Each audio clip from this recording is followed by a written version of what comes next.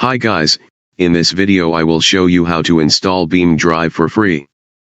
Just follow all the instructions shown in the video. And also don't forget to subscribe.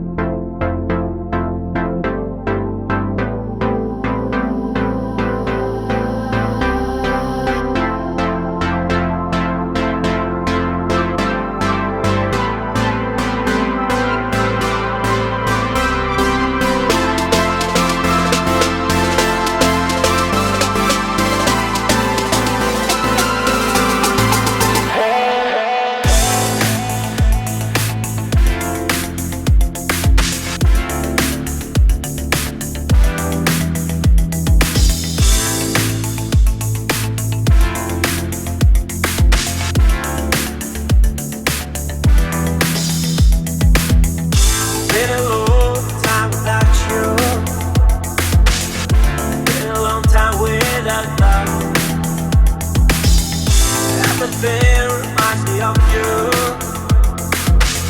but everything is not.